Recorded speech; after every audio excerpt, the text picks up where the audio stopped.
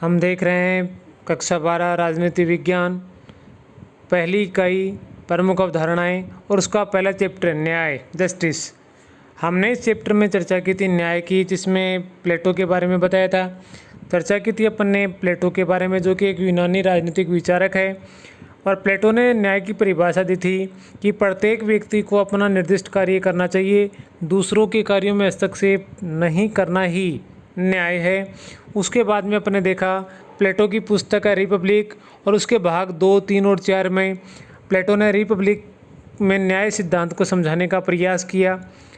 प्लेटो न्याय के दो रूप मानते हैं, जिसको वह एक को व्यक्तिगत न्याय और दूसरे को सामाजिक या राज्य से संबंधित न्याय की बात कहते हैं कि न्याय दो प्रकार का, एक व्यक्तिगत और दूसरा सामाजिक न्याय। उसके बाद में प्लेटो है वो मानवीय आत्मा के 3 तत्व बताते हैं। 3 तत्व इस प्रकार से बताते हैं कि जिसमें तृष्णा या लालच के भाव हों वह उत्पादक वर्ग यानी जनता होता है, जिसमें शौर्य के गुण पाए जाएं वह सैनिक वर्ग होता है, और जिसमें बुद्धि के भाव पाए जाएं वह शासक या अभिभावक वर्ग होता है। इस प्रकार से प्लेटो ने समाज को 3 भागों में बांटने का प्रयास किया। उसके बाद में प्लेटो ने न्याय सिद्धांत को एक कानूनी सिद्धांत के रूप में स्वीकार नहीं किया है। प्लेटो अपने न्याय सिद्धांत को एक नैतिक सिद्धांत के रूप में स्वीकार करते हैं। इतना अपन लोगों ने पढ़ लिया था। आगे का आता है अरस्तु का न्याय सिद्धांत। तो देखिएगा कि ये जो अरस्तु है ये प्लेटो का शिष्य है, और संविधान का जनक भी अरस्तु को कहा जाता है। संविधान व संविधानवाद का जनक किसे कहा जाता है, तो आप बताएं, अरस्तु को। ठीक है, इस चीज़ को आपको याद रखना है। उसके बाद में आपको जो अरस्तु है ये मध्यम मार्गी है, ये मध्यम मार्ग का अनुसरण करता है। प्लेटो ने जो अपनी पुस्तक द पॉलिटिक्स लिखा है उसमें 158 संविधानों का अध्ययन किया था, यानी कि अपनी पुस्तक में उसने 158 देशों का जो संविधान है उसका अध्ययन करने के पश्चात ही अपनी पुस्तक लिखी थी। अरस्तु की जो विधि या पद्धति है उसे अपन कह सकते हैं उद्गमनात्मक विधि या आगमनात्मक विधि। इसको आप याद रखेंगे। एक राजनीतिक विचारक हैं मैक्सी अरस्तु को प्रथम राजनीतिक वैज्ञानिक के नाम से संबोधित करते हैं। परीक्षा में पूछ लिया जाता है अरस्तु को प्रथम राजनीतिक वैज्ञानिक किसने कहा है, तो आप बताएंगे मैक्सी ने। ठीक है, आज सरकार के 3 भाग हैं, व्यवस्थापिका, कार्यपालिका, न्यायपालिका। तो अपन इस प्रकार से समझ सकते हैं कि अरस्तु ने भी सरकार को 3 भागों में विभाजित कर दिया था। 3 प्रकार कौन से हैं? एक तो उन्होंने नाम, जैसे कि आज की व्यवस्थापिका होती है, उस व्यवस्थापिका को उन्होंने क्या नाम दिया? निर्धारक। जिस प्रकार से आज कार्यपालिका होती है उसको उन्होंने नाम दिया प्रशासनिक, और जिस प्रकार से अपन न्यायपालिका के नाम से संबोधित करते हैं उन्होंने उसको संबोधित किया न्यायिक से। इस प्रकार से अपन कह सकते हैं वर्तमान व्यवस्था है ये अरस्तु की शासन पद्धति से बिल्कुल मिलती जुलती है। उसके बाद में चर्चा करें तो राज्य का स्वरूप किस प्रकार का हुआ करता था, तो अरस्तु हैं वो क्या बोलते हैं कि राज्य का स्वरूप कैसा था। अनेक राजनीतिक विचारक हैं ये राज्य को सावयवी, जैविक या आंगिक अनेक नामों से संबोधित करते हैं। हालांकि सावयवी, जैविक, आंगिक एक ही चीज़ हैं, अलग अलग नहीं है। जिस प्रकार से मनुष्य के शरीर का एक अंग होता है उसके पार्ट अलग अलग होते हैं, उसी प्रकार से यानी कि अनेक अंगों से मिलकर एक शरीर बनता है। उसी प्रकार से एक राज्य का निर्माण भी अनेक व्यक्तियों से, समाजों से मिलकर हुआ है। यानी कि ये जो अरस्तु हैं सबसे महत्वपूर्ण है राज्य के लिए मानते हैं व्यक्ति को, क्योंकि व्यक्ति से मिलकर परिवार बनता है, परिवारों से मिलकर ग्राम बनता है, और ग्रामों से मिलकर राज्य का निर्माण होता है। तो ये राज्य संबंधी विचार हैं ये अरस्तु ने दिए हैं। उसके बाद में अपन चर्चा करते हैं हमारी पुस्तक के अनुसार। मैंने अब तक जो बताया है वो आपकी पुस्तक में नहीं दे रखा है, उस समझने की दृष्टि से मैंने इसको बताया कि आपको अच्छे से समझ में आ जाए, क्योंकि बहुत सारे बच्चों की धारणा होती है अधिक से अधिक जानने की। तो हो सकता है कि आपकी कुछ अभिलाषा है वो शांत हुई होगी। अरस्तु का न्याय संबंधी विचार देखिए। आपकी पुस्तक में दे रखा है कि प्लेटो का जो शिष्य कौन है, अरस्तु, क्या कहता है कि न्याय का सरोकार मानवीय संबंधों के नियमन से है। मनुष्य हैं, उनके संबंधों को यदि नियमित रखा जाए तो इसका मतलब है कि ये न्याय है। सभी मनुष्य हैं, उनको समान अधिकार दिए जाएं, समान रूप से उनकी रक्षा की जाए तो उसे न्याय कहा जाता है। अरस्तु का मानना है। अरस्तु का मानना ये भी है कि जैसी धारणा के मानना है कि लोगों के मन में न्याय के बारे में एक जैसी धारणा के कारण ही राज्य अस्तित्व में आता है। यानी कि सब लोगों की यदि सोच एक जैसी होगी तो सब लोगों की सोच के कारण ही राज्य का गठन होता है। अरस्तु ये भी कहते हैं कि वितरणात्मक न्याय के अंतर्गत, देखिए जो अरस्तु हैं ये दो प्रकार के न्याय के बारे में बात करते हैं, एक वितरणात्मक न्याय और दूसरा सुधारात्मक न्याय। तो उनका जो पहला है वितरणात्मक न्याय, उसके बारे में चर्चा कर रहे हैं। क्या कह रहे हैं कि वितरण न्याय के अंतर्गत है पद, प्रतिष्ठा और धन संपदा का वितरण अंकगणितीय अनुपात में नहीं होना चाहिए बल्कि रेखा गणितीय अनुपात में होना चाहिए। देखिए इसको मैं थोड़ा समझा दूँ आपको। अरस्तु का यह मानना है कि समानता का अर्थ क्या होता है, जिसके पास अधिक है उससे छीनकर जिसके पास नहीं है उसको दे दिया जाए। अरस्तु इसको सही नहीं मानते हैं। अरस्तु कहते हैं कि जिस व्यक्ति की जैसी उसकी योग्यता है उसकी योग्यता के अनुसार उसे प्राप्त होना चाहिए, ना योग्यता से कम ना योग्यता से अधिक है। तो देखिए वो क्या बोल रहे हैं, इसका अर्थ यह है कि इनमें से सबको बराबर हिस्सा नहीं मिलना चाहिए बल्कि प्रत्येक को अपनी अपनी योग्यता के अनुसार हिस्सा मिलना चाहिए। अभी इसको एक उदाहरण से अपन इस प्रकार से समझ लीजिए कि मान लीजिए कि एक डॉक्टर है, एमबीबीएस करता है, जो कि मेडिकल की पढ़ाई करता है, जिसमें लाखों रुपया उसकी पढ़ाई में खर्च होता है। पढ़ाई करने के बाद में वो एक अच्छा चिकित्सक बनता है। एक कुम्हार का बेटा है जो घड़े बनाने का कार्य करता है। तो ये अगर अपने इस प्रकार से सोचें कि प्रत्येक व्यक्ति को समान धन मिलना चाहिए, उसको समान रूप से समान परिस्थिति मिलनी चाहिए, या सबको समान रूप से सबके साथ में एक जैसा व्यवहार होना चाहिए, तो ये गलत होगा। एक कुम्हार का घड़ा जो कि अपने परंपरागत अपने पिता से दादा से उसने घड़ा बनाना सीख लिया, मिट्टी के बर्तन बनाना सीख लिया, और एक मेडिकल की पढ़ाई की जिसने अपना सब कुछ गंवा करके और एक लंबे परिश्रम के बाद में शिक्षा प्राप्त की, अगर दोनों को एक समान मान लिया जाएगा तो उसके बाद में ये जो मेडिकल जैसी पढ़ाई है वो कौन करेगा। सभी लोग हैं बिना मेहनत किए ही आराम से लाभ प्राप्त कर लेंगे, जो कि एक समाज में के लिए सही नहीं है। इसमें समाज में गलत संदेश जाएगा। तो इसका अरस्तु हैं वो विरोध करते हैं। उन्होंने ये बोलते हैं कि प्रत्येक व्यक्ति की जैसी उसकी योग्यता है उसकी योग्यता के अनुसार ही उन्हें लाभ दिया जाना चाहिए। अब चर्चा कर लेते हैं अरस्तु की। अरस्तु किस प्रकार से न्याय का जो दो रूप बताएं, एक वितरणात्मक न्याय और एक सुधारात्मक न्याय के बारे में चर्चा करते हैं। देखिए अरस्तु क्या बोलते हैं, सबसे पहला इनका है वितरणात्मक न्याय या राजनीतिक न्याय। तो वो चीज़ है जो कि मैंने अभी बताई कि अरस्तु वितरणात्मक न्याय के अंतर्गत है शक्ति एवं संरक्षण का वितरण व्यक्ति की योग्यता व योग्यता के अनुरूप करने की बात कहता है। वह अनुपातिक समानता का पक्षधर है कि प्रत्येक व्यक्ति को एक निश्चित अनुपात में मिलना चाहिए। उसके अनुसार उन्हीं लोगों को शासन की बागडोर सौंपी जानी चाहिए जिनमें शासन करने की योग्यता और क्षमता हो। समानता की इसी अवधारणा के अनुसार लाभ एवं उत्तरदायित्व शक्ति की क्षमता व समर्थक के अनुपात में ही होना चाहिए। तो ये जो चीज़ हैं ये सही हैं कि अरस्तु के अनुसार व्यक्ति की जैसी योग्यता है उसकी योग्यता के अनुसार ही उनके साथ में व्यवहार किया जाना चाहिए। दूसरा आता है इसमें सुधारात्मक न्याय के बारे में। तो देखिए सुधारात्मक न्याय के बारे में क्या है। सुधारात्मक न्याय से तात्पर्य क्या है, अरस्तु के अनुसार नागरिकों के अधिकारों की अन्य व्यक्तियों के द्वारा हनन की रोकथाम पर बल देता है। मैं मेरी भाषा में आपको बताऊं तो देखिए अरस्तु का जो सुधारात्मक न्याय है ये क्या बोलता है कि जो जिस राज्य का नागरिक है उस राज्य के प्रत्येक नागरिक का ये अधिकार है कि उसके अधिकारों का कोई भी व्यक्ति हनन नहीं करे, चाहे वो सरकार हो चाहे अन्य कोई व्यक्ति हो। राज्य का यह दायित्व बनता है कि उस व्यक्ति के जो अधिकार हैं उनको हनन होने से रोकें।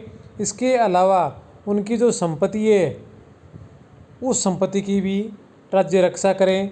उनका सम्मान, उनकी स्वतंत्रता की रक्षा करने का दायित्व भी किसका है? राज्य का है। तो इस प्रकार से ये आ गया अरस्तु का न्याय सिद्धांत।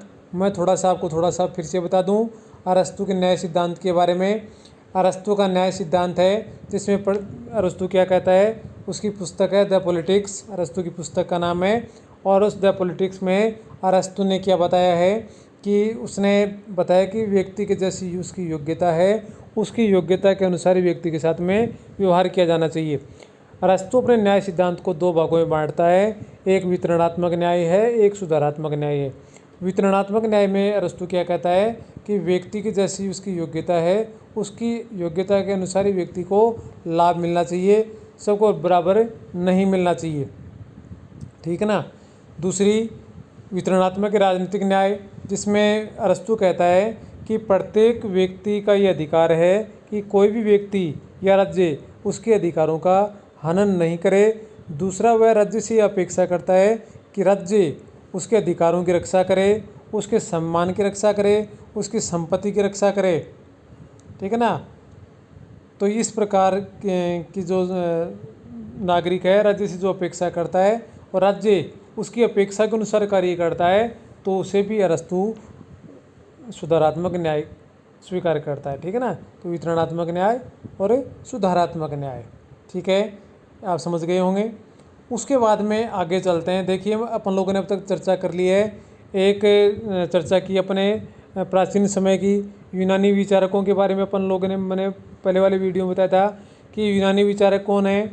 उसमें आप सुकरात का, प्लेटो का, अरस्तु का नाम लिखिए। उसके बाद में अपन लोगों ने चर्चा की कौन से विचारकों की, अब चर्चा करते हैं मध्यकाल के विचारकों की। मध्यकाल के विचारक कौन से हैं? मध्यकाल के विचारक हैं आपके संत ऑगस्टाइन हैं, या इनके अलावा थॉमस एक्विनास हैं। ये क्या हैं? ये मध्यकाल के राजनीतिक विचारक हैं। ठीक है। इसमें दो तीन ज़्यादा, इसमें कुछ विशेष नहीं है, सिर्फ एक तो मध्यकालीन विचारक कौन से हैं। तो मध्यकालीन विचारकों में आप दो विचारकों के नाम याद रखिए, एक संत ऑगस्टाइन का और एक इसमें आप याद रखिएगा थॉमस एक्विनास का। एक पुस्तक की रचना संत ऑगस्टाइन की एक पुस्तक है द सिटी ऑफ गॉड, ईश्वरीय राज्य, ईश्वरीय राज्य, द सिटी ऑफ गॉड की रचना किसने की? संत ऑगस्टाइन ने। इसमें उसने एक छोटी सी एक उक्ति कहता है संत ऑगस्टाइन ने कि जिन राज्यों में न्याय विद्यमान नहीं है वे केवल चोर उचक्कों की खरीद फरोख्त हैं। तो परीक्षा में प्रश्न ये पूछ लिया जाता है कि जिन राज्यों में न्याय विद्यमान नहीं है वे केवल चोर उचक्कों की खरीद फरोख्त हैं। ये उक्ति है, ये किस राजनीतिक विचारक की है? तो आप लिखेंगे संत ऑगस्टाइन की। या आपसे परीक्षा में ये प्रश्न पूछ लिया जाता है द सिटी ऑफ गॉड पुस्तक के लेखक कौन है? तो आप लिखेंगे संत ऑगस्टाइन। ये आपसे ये पूछ लिया जाता है ईश्वरीय राज्य पुस्तक का लेखक कौन है? तो आप क्या नाम लिखेंगे? संत ऑगस्टाइन। ठीक है। आगे देखिएगा, संत ऑगस्टाइन हैं, ये परिवार, राज्य और ईश्वरीय राज्य के संदर्भ में क्या विचार रखते हैं कि व्यक्ति के द्वारा, जैसे कि एक व्यक्ति होता है और वह व्यक्ति ईश्वर के प्रति अपने कर्तव्य का पालन करता है। ईश्वर के प्रति व्यक्ति कैसे कर्तव्य का पालन करता है, उसी प्रकार से उसे दूसरे व्यक्तियों के साथ भी उसी प्रकार का व्यवहार करना चाहिए। व्यक्ति के द्वारा ईश्वरीय राज्य के प्रति कर्तव्य पालन को ही वह न्याय मानते हैं। यानी कि आप कह सकते हैं संत ऑगस्टाइन हैं, वह राज्य की उत्पत्ति किसके द्वारा मानते हैं? ईश्वर के द्वारा, कि राज्य की उत्पत्ति है वो ईश्वर के द्वारा हुई है। उसी भांति मध्यकाल के दूसरे राजनीतिक विचारक हैं थॉमस एक्विनास। ये थॉमस एक्विनास हैं, वो क्या कहते हैं? कानून व न्याय, कानून और न्याय की परस्पर संबंध, यानी कि कानून और न्याय दोनों आपस में मिले जुले हैं। जहाँ पर कानून होता है वहीं पर न्याय की उत्पत्ति होती है।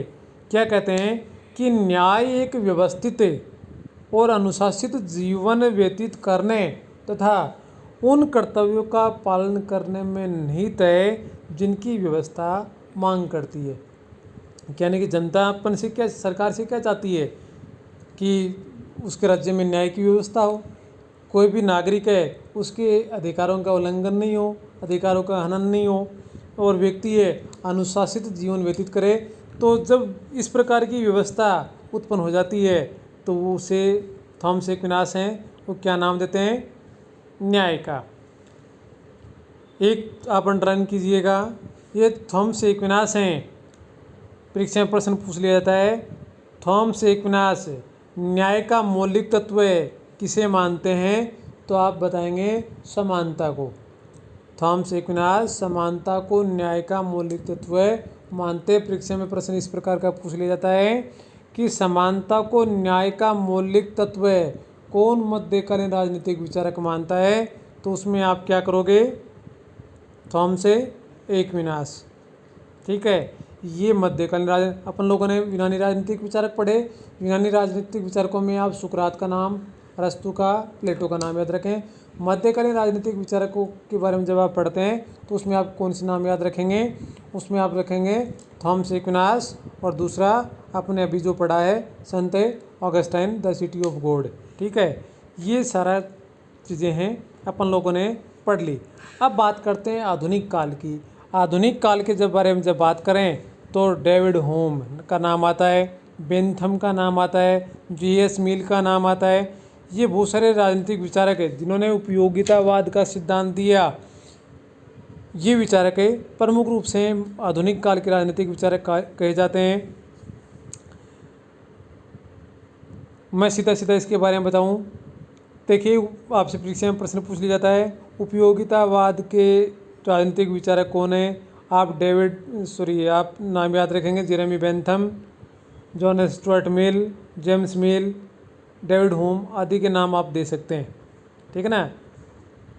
उपयोगितावाद क्या होता है, अधिकतम व्यक्तियों का अधिकतम सुख, यानी अधिक से अधिक लोगों को लाभ मिलना चाहिए कि व्यक्ति कम से कम दुखी हो। जब इस प्रकार की व्यवस्था हो उसे कहा जाता है उपयोगितावाद। उपयोगितावाद के प्रवर्तक कहा जाता है जनक को। जेरेमी बेंथम ने कहा है कि प्राकृतिक कानून कौन से हैं, जो कि प्रकृति प्रदत्त हैं, मनुष्य के द्वारा नहीं है, प्रकृति से हमें वो अधिकार प्राप्त होते हैं, उन्हें कहा जाता है प्राकृतिक कानून या नैसर्गिक कानून है। सरीखी शब्दावली यथार्थ मूल्यों का धुंधला कर देती है। सार्वजनिक वस्तुओं, सेवाओं इत्यादि का वितरण उपयोगिता के आधार पर होना चाहिए, जिसका सूत्र है अधिकतम लोगों का अधिकतम सुख है। याद रखिएगा, अगर परीक्षा में आ जाए अधिकतम लोगों का अधिकतम सुख है की बात कौन कहता है, तो आप क्या नाम बताएंगे, जेरेमी बेंथम है। या आपसे परीक्षा में पूछ लें उपयोगितावाद के जनक कौन है, तो जेरेमी बेंथम है।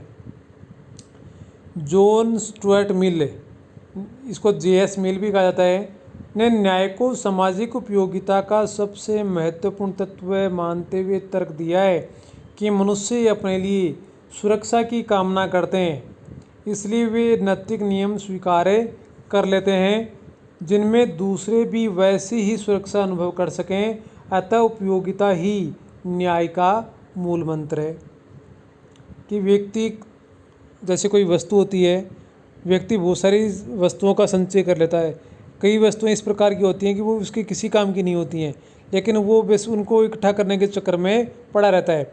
बेंथम या उपयोगितावादी विचारक हैं इस चीज़ का विरोध करते हैं। ये कहते हैं कि व्यक्ति को जिस प्रकार की उपयोगिता जैसी उसको राज्य से अपेक्षा है, केवल उन्हीं बातों पर वो ध्यान दे।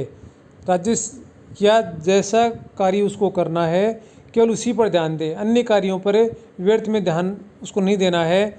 जब व्यक्ति जैसा लाभ उसको प्राप्त होना चाहिए उसी लाभ के प्रति वह अग्रसर होता है, तो उसे बेंथम में ये न्याय कहते हैं कि व्यक्ति हैं उपयोगितावाद, जितनी उसके लिए उपयोगिता आवश्यक है, जैसी उसकी आवश्यकता है, आवश्यकता के अनुसार ही यदि वह कार्य करता है तो वह न्याय है। ठीक है, ये आधुनिक काल के राजनीतिक विचारक हो गए। आधुनिक काल के राजनीतिक विचारक कौन कौन हो गए, एक डेविड ह्यूम है, एक उपयोगितावादी विचारक जेरेमी बेंथम है, जॉन स्टुअर्ट मिल हैं, अब किताब में 3-4 बता रखे हैं, तो आप इनको याद रख लेना। John Stuart Mill, Jeremy Bentham और डेविड ह्यूम, ये क्या है, आधुनिक काल के राजनीतिक विचारक हैं। और उसके बाद में एक आता है जॉन रॉल्स। जॉन रॉल्स का न्याय संबंधी विचार है। पहली बात तो जॉन रॉल्स की पुस्तक का नाम है, ये भी आधुनिक राजनीतिक विचारक हैं। जॉन रॉल्स भी आधुनिक राजनीतिक विचारक ही हैं, जॉन रॉल्स भी। और इनकी पुस्तक का नाम है ए theory of justice. A theory of justice. ये जो उपयोगितावादी विचारक हैं, जिन्होंने उपयोगितावाद का सिद्धांत दिया था, अधिकतम व्यक्तियों का अधिकतम सुख है, उसका विरोध करते हैं। इसको याद रखना आप कि उपयोगितावाद का विरोध किसने किया है, तो आप बताना जॉन रॉल्स ने। जॉन रॉल्स की पुस्तक कौन सी है, ए थ्योरी ऑफ जस्टिस। ठीक है, इसको आप याद रखेंगे। ठीक है, इतना ये हो गया। आगे चलते हैं इसमें आगे के टॉपिक में, जॉन रॉल्स के आगे क्या बताते हैं।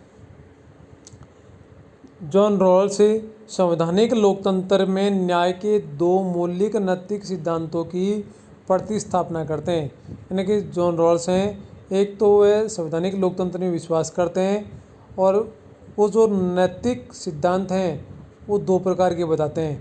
2 प्रकार के नैतिक सिद्धांत कौन से हैं, एक तो आप इस प्रकार से कह सकते हैं कि स्वतंत्रता 2 प्रकार की बताई है। एक तो स्विषयक यानी खुद से संबंधित है, और दूसरी पर विषयक है, दूसरों से संबंधित है। तो देखिए किस प्रकार से बताया उन्होंने। अधिकतम स्वतंत्रता स्वयं स्वतंत्रता की सुरक्षा के लिए आवश्यक है। यानी कि व्यक्ति को अधिक से अधिक स्वतंत्रता प्राप्त होनी चाहिए। जब व्यक्ति को अधिक से अधिक स्वतंत्रता प्राप्त होगी तो वह स्वयं की सुरक्षा भी आसानी से कर लेगा। इस सिद्धांत के अंतर्गत प्रत्येक व्यक्ति को व्यापक स्वतंत्रता प्राप्त होती है, यानी कि उसके मार्ग में किसी भी प्रकार की रुकावटें उत्पन्न नहीं किया जाता है, जो उस जैसे अन्य व्यक्तियों को भी उपलब्ध रहती है। इसमें क्या कहना चाह रहा है कि जॉन रॉल्स कहता है कि प्रत्येक व्यक्ति जो राज्य का नागरिक है, प्रत्येक व्यक्ति को अधिक से अधिक स्वतंत्रता प्राप्त होनी चाहिए, और सभी व्यक्तियों को स्वतंत्रता प्राप्त होनी चाहिए पूर्ण रूप से। जिसका लाभ क्या होगा कि प्रत्येक व्यक्ति पूर्ण रूप से स्वतंत्रता प्राप्त होने पर अपनी सुरक्षा है वो आसानी से कर पाएगा। ठीक ना। तो पहला क्या बताया, प्रत्येक व्यक्ति को जो उस राज्य का नागरिक है सभी प्रकार की स्वतंत्रता प्राप्त होनी चाहिए, जिससे कि वह अपनी सुरक्षा है वो आसानी से कर सके। और दूसरा सिद्धांत जॉन रॉल्स बताता है कि व्यक्ति व राज्य द्वारा ऐसी सामाजिक और आर्थिक स्थितियाँ स्थापित की जाती हैं जो सबके लिए कल्याणकारी हों।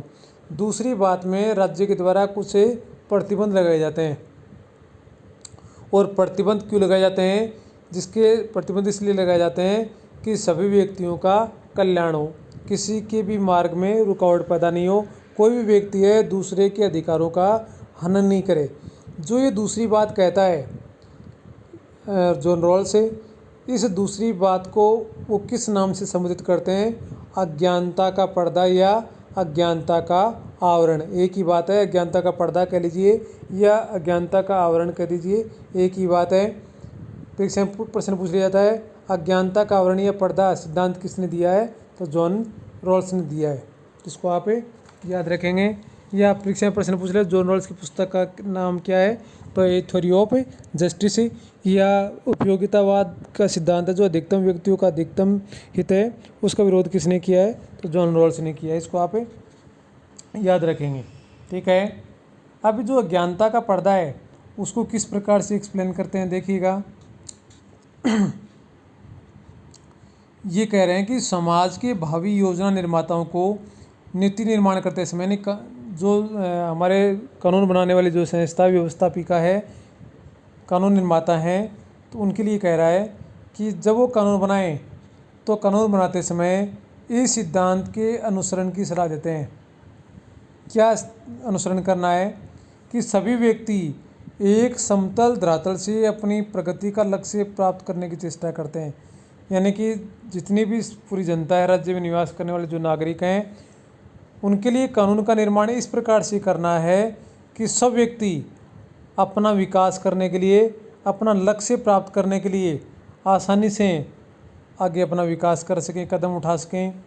सभी समाज और जीवन की मात्र सामान्य जानकारी रखते हों कि सभी व्यक्ति हैं, उनका जीवन कैसा होगा, समाज किस प्रकार का है, उसके बारे में भी जानकारी रखते हैं। प्रत्येक अपने नैतिक उत्तरदायित्वों का निर्वहन अपने विशिष्ट परिधि में रहकर करते हैं।